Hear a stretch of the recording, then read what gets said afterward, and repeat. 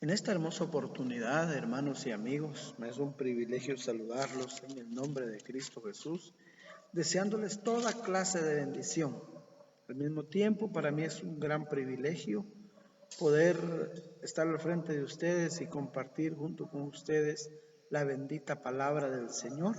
Esta oportunidad quiero que meditemos un momento en la palabra del Señor y para ello lo vamos a hacer en el libro de los Hechos, capítulo 2, versículo 1 al 10, que a la letra dice: Y Él os dio vida a vosotros cuando estabais muertos en vuestros delitos y pecados, en los cuales anduvisteis en otro tiempo, siguiendo la corriente de este mundo, conforme al príncipe de la potestad del aire, el espíritu que ahora opera en los hijos de desobediencia, entre los cuales también todos nosotros vivimos en otro tiempo en los deseos de nuestra carne, haciendo la voluntad de la carne y de los pensamientos, y éramos por naturaleza hijos de ira, lo mismo que los demás. Pero Dios, que es rico en misericordia, por su gran amor con que nos amó, aun estando nosotros muertos en pecados, nos dio vida juntamente con Cristo. Por gracia sois salvos. Y juntamente con Él nos resucitó, asimismo nos hizo sentar en los lugares celestiales con Cristo Jesús, para mostrar en los siglos venideros las abundantes riquezas de su gracia en su bondad para con nosotros en Cristo Jesús, porque por gracia sois salvos por medio de la fe. Y esto no de vosotros, pues es don de Dios. No por obras, para que nadie se gloríe, porque somos hechura suya, creados en Cristo Jesús para buenas obras, las cuales Dios preparó de antemano para que anduviésemos en ellas. Gloria a Dios. Como ya oramos, vamos a entrar en este momento a la meditación de la palabra gloriosa de Dios, bajo el pensamiento salvos por gracia. Es el pensamiento que hoy nos va a detener un lapso de tiempo y vamos a ver la introducción, y lo que vamos a ver aquí es que la historia de la humanidad ha demostrado que el hombre no es capaz de crear una sociedad justa, libre, humana y tranquila. El hombre mismo parece estar fuera de su centro. Con este panorama de fondo, el apóstol nos invita a reflexionar en este pasaje de Efesios. Primero, nos conducirá hasta las profundidades del pesimismo acerca del hombre, diciendo: estabais muertos en vuestros delitos y pecados. Luego nos llevará a las alturas de la gloria de Dios. Nos hizo sentar en los lugares celestiales con Cristo Jesús. Segundo, nos muestra que el hombre es por naturaleza y lo que puede llegar a ser por la gracia de Dios. En el capítulo 1, versículo 15 al 23, Pablo había estado orando por sus lectores para que Dios les diera espíritu de sabiduría y de revelación en el conocimiento de Él, para que de esta forma pudieran llegar a entender las riquezas de la herencia que les esperaba en el cielo y también la supereminente grandeza de su poder. Pero cuando llegamos al capítulo 2, vamos a encontrar que este triunfo glorioso que Cristo experimentó sobre la muerte es compartido con todos aquellos que creen en Él. Y Él os dio vida a vosotros cuando estabais muertos en vuestros delitos y pecados. Para que entendamos mejor este tema, veamos los siguientes puntos. Primero, lo que somos por naturaleza. Versículo 1 al 4. Y en realidad, hermanos, lo que nosotros somos por naturaleza, o lo que el hombre es por su pura naturaleza, es que está muerto en delitos. Estamos muertos. Y Pablo habla ahí de la muerte, pero él se refiere no a, es una muerte como una imagen metafórica, como en la palabra el hijo pródigo, cuando dice: mi hijo estaba muerto. Cuando él dice muertos, es una afirmación de la condición espiritual que todos los hombres han obtenido fuera de Cristo. Es decir, que esa es una consecuencia de las transgresiones y de los pecados. Es una consecuencia de estas dos palabras, transgresión y pecados, parecen haber sido cuidadosamente elegidas para un relato comprensible de la maldad humana. Si lo vemos, en el inciso A, una transgresión viene del griego paráptoma. Es un paso en falso que incluye ya sea cruzar un límite conocido o desviarme del camino. La palabra pecado, amartía, por otro lado, significa más bien no pegarle al blanco, fallar, no alcanzar la medida correcta. Estas dos palabras cubren lo positivo y lo negativo, lo activo y lo pasivo. Como resultado, estamos muertos o alejados de la vida que proviene de Dios, según Efesios 4:18. El hombre con eso se ha alejado totalmente de la vida de Dios y vive una vida corrompida. Por el otro lado, cuando miramos nuestro alrededor y vemos el diagnóstico que Pablo hace, no parece coincidir con la realidad que nos rodea. ¿Por qué? El pecado siempre trae inevitablemente la muerte. El hombre parece vivo, pero podríamos decir que la suya es una muerte viviente. Razón tiene el himnólogo cuando dice, hay mucha gente que muertos y andando van. Esa es la condición del hombre. Que el hombre anda caminando, pero está muerto. Y si queremos buscar una solución adecuada, no encontraremos esa solución. La humanidad caída no la encuentra por sí misma, no hay, si no se toma conciencia. Reconociendo nosotros que la gente creada por Dios y para Dios está viviendo sin Dios. Por cierto, esa era nuestra condición hasta que el buen pastor nos encontró. Hoy nosotros, por la gracia, somos lo que somos, se lo debemos a Dios. Estábamos muertos, pero no solo muertos, también esclavizados. Andábamos en delitos y pecados. Pablo describe una forma de comportamiento, un modo de vida. Esa era la que nosotros teníamos. Y la realidad es que en ella no había libertad. Lo que había era una terrible esclavitud a una fuerza que nosotros no podíamos controlar. Esa fuerza nos mantiene al hombre caído en cautividad, según Efesios 2:2. El hombre no se da cuenta que está siendo sucumbido ante una influencia poderosa. Y esa fuerza poderosa llega a través del ocio que hay en el hombre, por la televisión, por el cine, por las revistas. Su mente, el hombre la tiene corrompida y por eso llegan esas fuerzas a dominarlo. La frase nos indica que él opera en el mundo invisible donde tiene dominio sobre principados y potestades. Es decir, que las fuerzas que operan en el mundo dominan al ser humano porque el ser humano está alejado de Dios. Efesios 2:3 dice, los deseos de nuestra carne, por supuesto. En este contexto, el término carne se refiere a la naturaleza caída del hombre.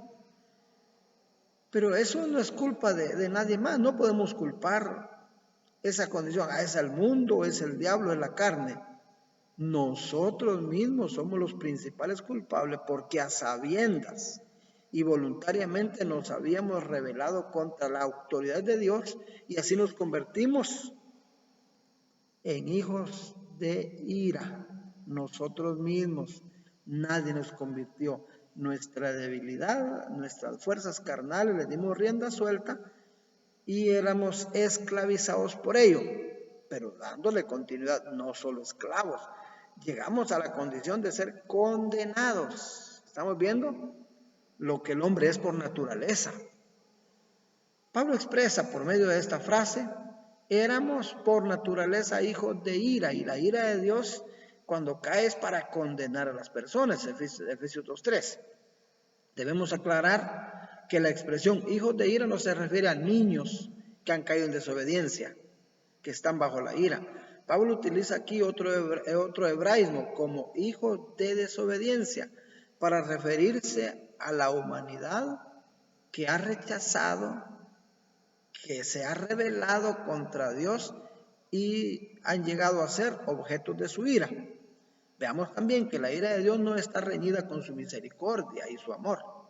La ira de Dios no está, o sea que esa palabra no está reñida. La misericordia de Dios y su amor están de la mano, están unidas. De hecho, Pablo relaciona todos estos conceptos con Dios uno detrás de otro. Si está irado por el pecado, pero cuando el hombre lo recibe, la gracia de Dios se vuelve hacia él.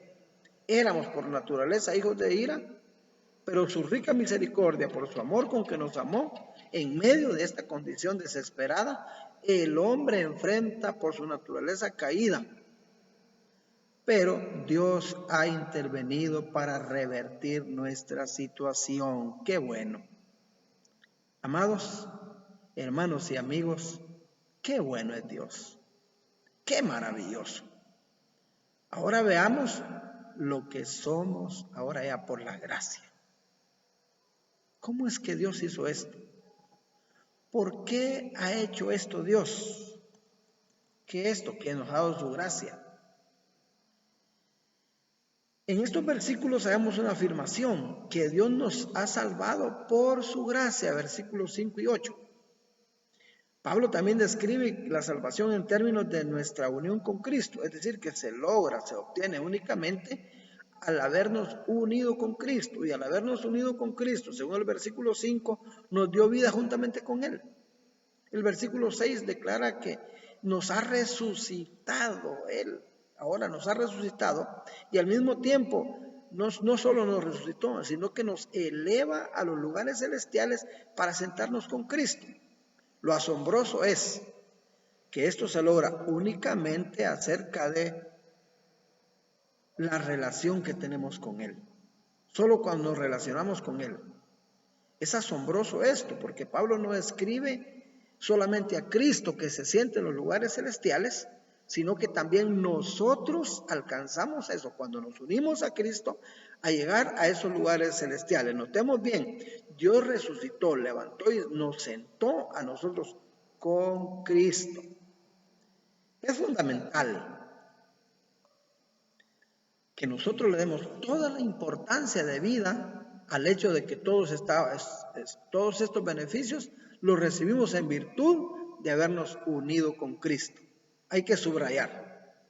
No se logra por otra forma, al habernos unido con Cristo. Hay que señalar que el verdadero creyente no es aquel que cree en Cristo. Hay que señalar que el creyente no es solo aquel que cree que Cristo murió por sus pecados, sino aquel que muere con Cristo. Gálatas 2:20 dice, con Cristo estoy crucificado. ¿Por qué ha hecho esto el Señor? Para expresar el origen de esta iniciativa salvadora de Dios, Pablo usa 4 palabras. Y esas 4 palabras son misericordia, amor, gracia y bondad.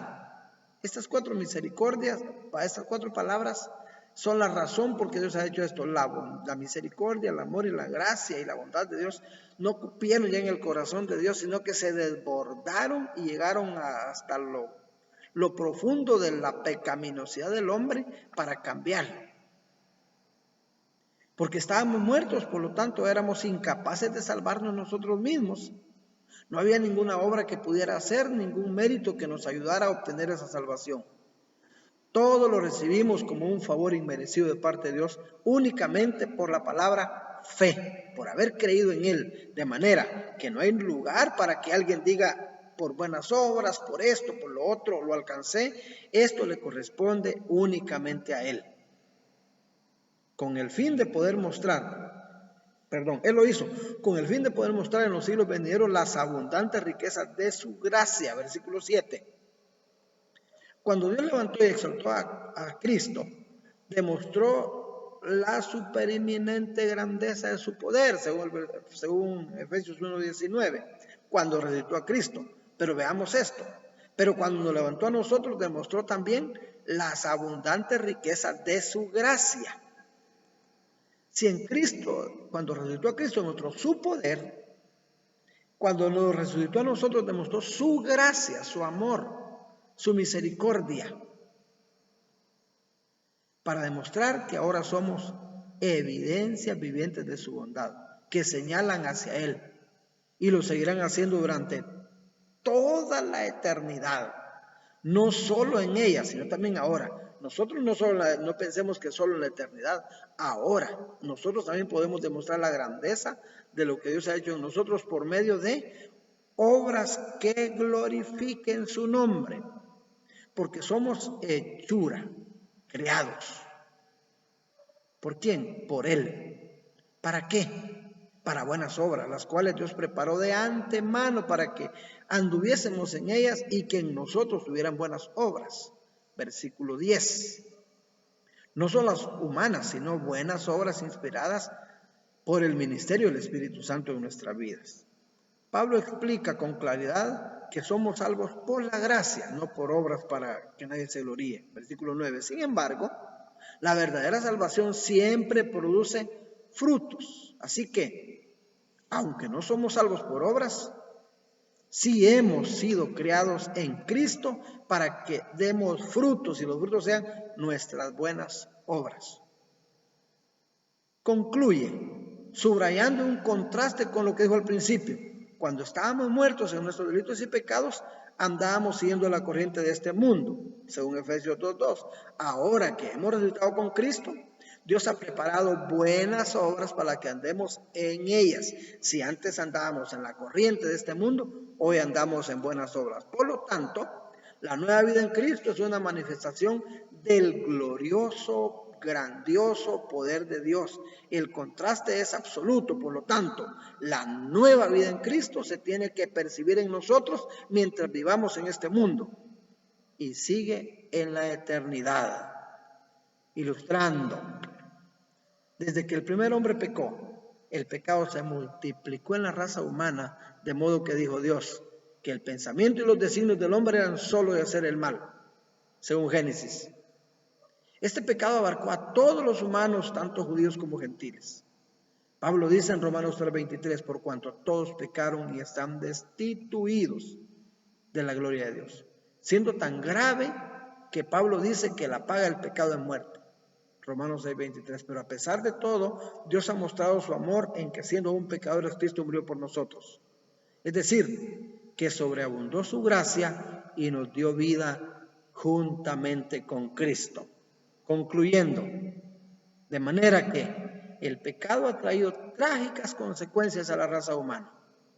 Pablo lo presenta a judíos y gentiles, y esa es la muerte espiritual. Pero gracias a esa gracia, valga la redundancia de la palabra, y amor, misericordia que ha sido demostrada en nuestro favor, según Juan 3:16, hoy somos lo que somos. Es de notar que no lo merecemos. Estábamos muertos en delitos y pecados, hijos de ira. Hoy por hoy, hermanos, debemos sentirnos comprometidos. Mejor dicho, comprometámonos hoy para servirle mejor a ese que nos ha resucitado y nos hizo sentar en los lugares celestiales para demostrar la riqueza de su amor hacia el mundo. Amigo, tú que me escuchas, tú también estás en esta condición. A ti también te habla Pablo. A ti también te habla Pablo, que Dios quiere darte vida, salvándote de la esclavitud y de la condenación para resucitarte y darte vida juntamente con Cristo. Acéptalo. Él te está esperando y te llama diciéndote, ven a mí y te haré descansar. Dios les bendiga. Amén.